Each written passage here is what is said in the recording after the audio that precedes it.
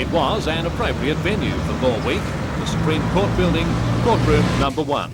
The topic: if a man refuses to pay maintenance to his estranged wife and children, then the state should make those payments. The affirmative team, St Peter's, went first under the chairmanship of a student from Gateshead High School. Looking on, 2 Education Department officers and locally based Family Law Court Judge Justice Graham Mullane.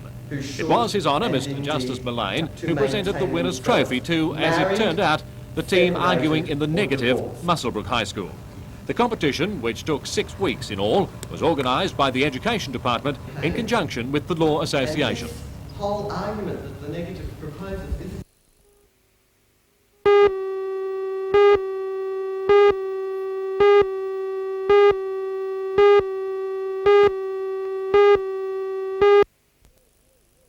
Hey, just leave the referee alone. Names like Reg Dates and Artie Quill and many others from another era, right through to the Ray Bartses and Bunny Currans, to the modern day player like Craig Johnston, who sought fame and fortune on the other side of the world. And these lads one day may add their names to that list. They are Newcastle's complement in the Australian team for the Under-16 Years World Cup in Canada in July. After that, who knows, they may choose to throw their hats, or is it their boots, into the international world of the professional player. The boys are Dean McQuirter, who is a defender, Craig McGregor, a midfielder, they used to call them halfbacks when I was a kid, and Brad Evans, another midfielder, who is on standby at the moment, hoping fate deals him a winning hand. Westwall's end goalkeeper, John Russell, is also a tourist. Coach Wayne Simpson of the Highfields Azuri Club, the home of 3 of 4 of these, sees big things for all 4. He could well be right, as his judgment of a soccer player is well known, with many successes with junior representative sides. We wish him well.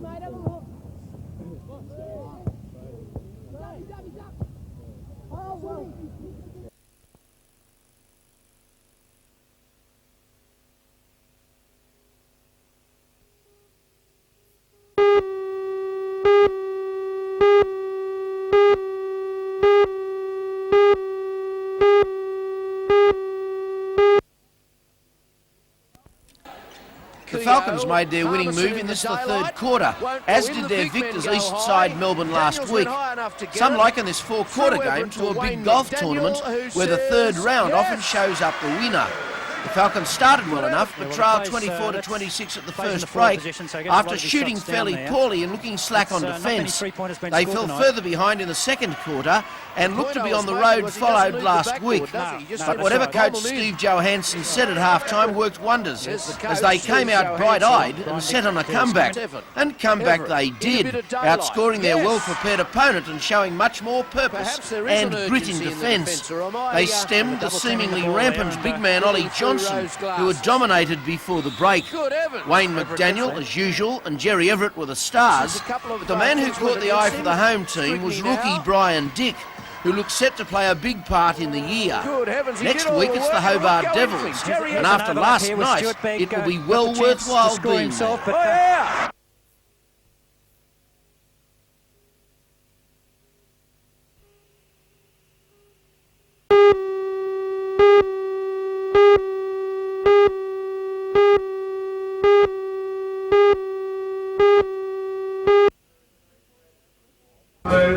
It was the threat of a Japanese invasion into the Pacific and onto Australian shores that united the Aussie and American forces in World War II.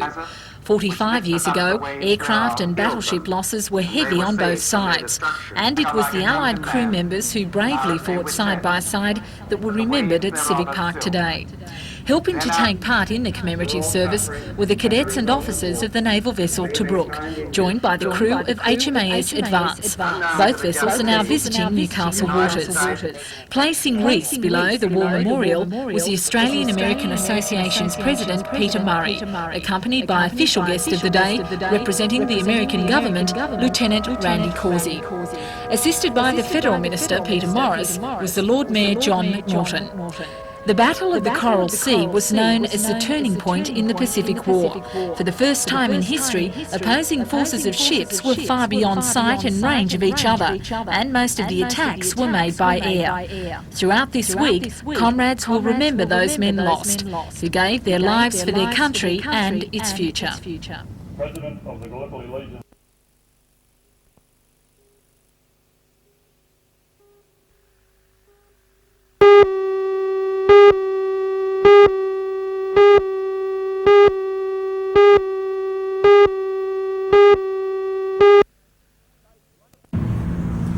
Stage one of the project is to make the playing area rectangular to bring the crowds closer to the game. With this in mind, the project managers, Killen and Doran Architects, Guttridge, Haskins and Davey Engineers, and Palmer, Bruin and Walpole Surveyors have been flat out in the planning stage, with funds expected from the state government to be approved in the next budget mid-year. Today that planning came to light, with the ground marked out for inspection. The hill area will be moved as much as 50 metres in places, with the end hills to be moved and squared off. Things are moving into the 80s, with the ground to be available for rugby league, rugby union and soccer as required.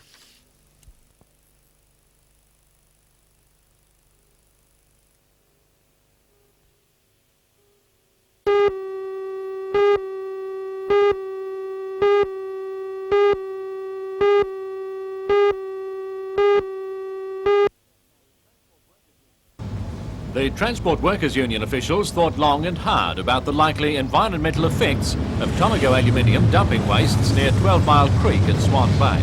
Their cooperation was essential to the company's along plan. the lines of They held talks and inspections and then sought further clarification before meeting last night to decide the union's approach to the issue. Barry Joy is the Newcastle Secretary of the TWU. Well, deliberations have taken over, say, 3 to 4 months. We've had conferences with Tomago Aluminium Smelter, with the State Pollution Commission, with the Wallaroo Action Group, together with the Minister for Environment and Planning, that's Bob Carr. As late as last Thursday in Parliament House, we were able to qualify matters that we were worried about, and we feel that every responsible approach has been taken to move this non-toxic waste to the site. We see that the analysis that's going to be carried out as far as checking it to be non-toxic is sufficient and can be followed up if there's any reservations by the Transport Workers Union with the Minister. Is there any possibility to the dump where non-toxic wastes from the aluminium smelting process will be stored indefinitely is likely to continue? But last night's TWU decision was not unexpected by David Ross of the Hunter Region Community Forum. No, not particularly surprised in view of the fact that the transport workers have never indicated at any time that they would put a ban on the delivery of that waste. You're disappointed by it, though? I'm disappointed by it because the community groups, of which I'm a representative of, have been consistent in their support for the Wallaroo group, and that we still consider there's a risk factor, and that risk factor is not being covered by Tomago Aluminium's assurances or the SPCC. We believe that there should be a financial surety put forward by the Tomago Aluminium so as to back up their verbal assurances that it is safe with some financial commitment. Move some of our people back into the wider community, into family group homes, and we're working with some in Morisset right now to move back out into Dubbo, Cross Harbour, Lismore, and in the community. 16-year-old Elisa Lansborough is a victim of cerebral palsy. Today she took possession of a new wheelchair obtained for her through the Awabakal Co-op's disability service. The specially designed wheelchair was imported from the United States. Its unique features are invaluable to cerebral palsy sufferers and their families as it greatly improves their mobility. The Disability Service assists 51 Aborigines in the region at Stockton Hospital, Morisset Hospital and 8 people with disabilities who are living at home. The service has united families like Elisa, her mother Netta, her sisters and stepfather Buster. Coordinator Bill Smith says the service has come a long way in the 2 years since its inception and is an important facility for the Aboriginal community. It's very, very important. It's something that we've experienced, and it's so emotional that some of our people, like for 16 and 23 years, have not been able to get across from the various parts of New South Wales they live to visit, and we've been able to achieve those things, and as I just stated earlier, Mrs Lansborough now is living here, and another lady from Brewarrina as well.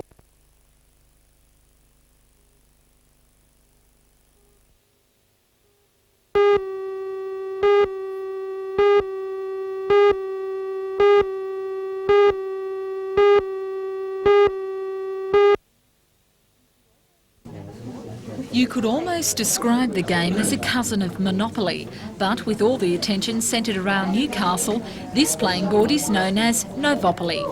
The game has been devised and manufactured by the 23 employees of the company YA Gwidwost, representing students from 6 local high schools.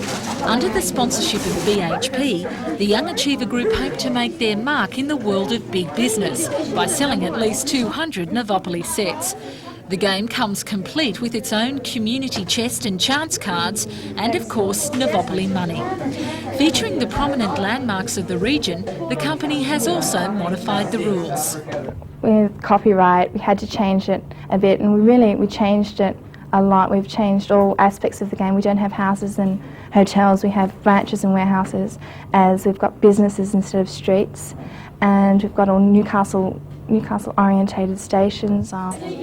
Joanne Priestley is managing director of the company and believes the new product will be popular. With a limited number now in the production line, interested players and collectors are advised to get their orders in. It's only open to the public on the 27th of June at a trade fair which we'll be having at Charlestown Square, and there's about 11 other Young Achievers groups in Newcastle in the Hunter region. I believe it's a collector's item. Yes, because the Young Achievers companies only go for 28 weeks, we'll be selling it only for 28 weeks, and then the company will be liquidated and there'll be no more Novopolies on the market. So it's a limited edition.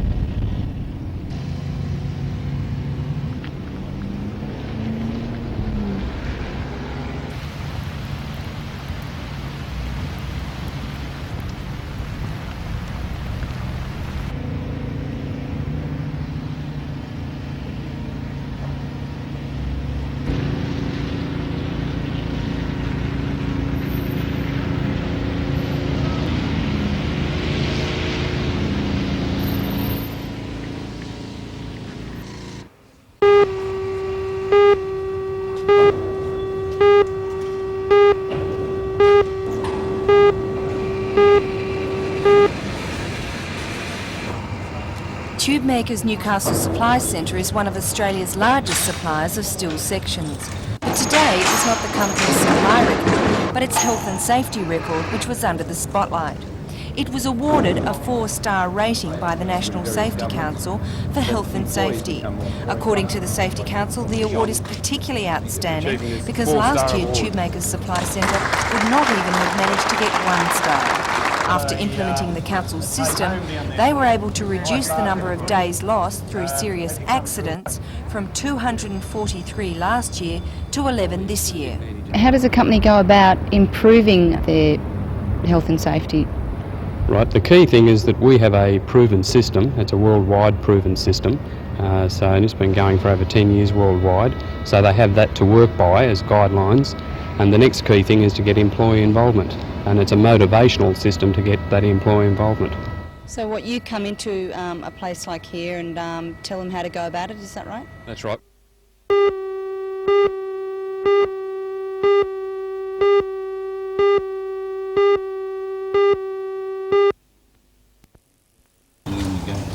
For the past month and a half, paramedic Alan Clayton has travelled across America, studying the different emergency medical service operations now underway in the States.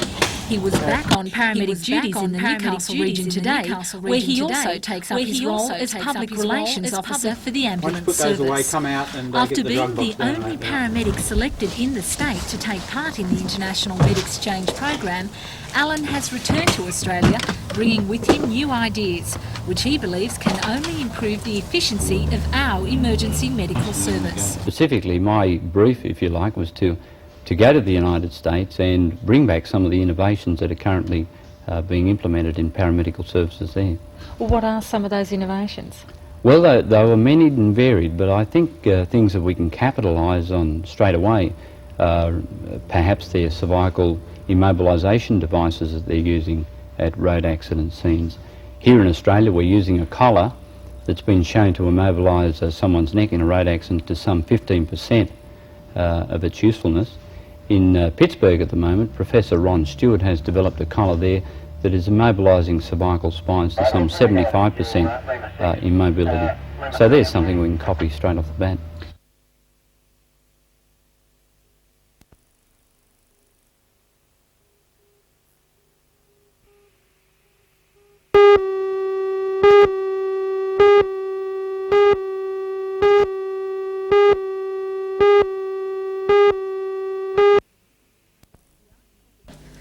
The article that appeared in today's Newcastle Herald reported an alleged leak from the Department of Health.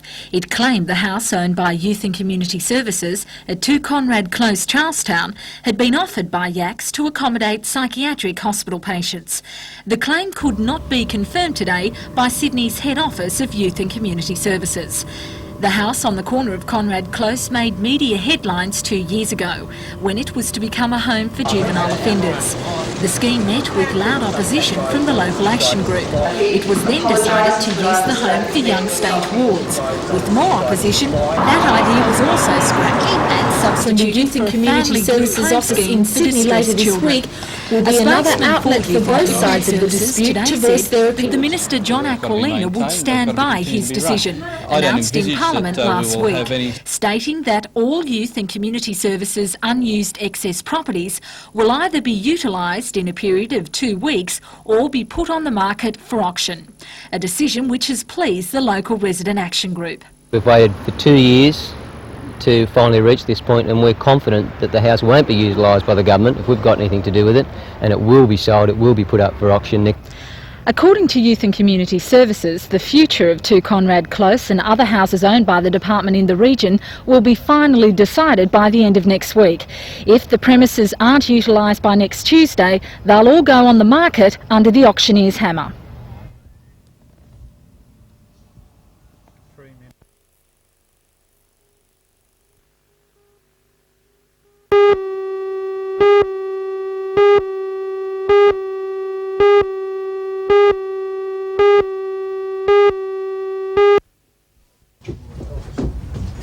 Boating Industry Association representatives joined Harbour Master Captain Neil Morrison today and took to the water for their tour of the Port of Newcastle. The commercial side of the port has developed strongly over the last few years under the guidance of the Maritime Services Board. Now, with the number of recreational boat users on the increase, the MSB and the Boating Industry Association are taking a keen interest in making sure facilities to accommodate those boat users are being developed. At present, the commercial future of the port is the subject of a strategic development plan. The Boating Industry Association wants a similar plan to develop recreational boating facilities. Specifically, the association would like to see the development of marinas, public wharves, launching ramps and the improvement of waterways. Vice President of the association, Bill Aldred, says Newcastle has great potential. It's got tons of potential. I'm sure we'll see all of that come to fruition given time, and the government's very keen to promote recreational boating facilities at the moment. 2 sites the association would like to see developed are the northern part of the Hunter River east of the Stockton Bridge and Throsby Creek. The details of how these sites could be developed will be discussed at the association meeting tonight and the board meeting tomorrow. Those suggestions will be considered by the MSB's Recreational Boating Service, and the master plan for recreational boating facilities in Newcastle will be formulated.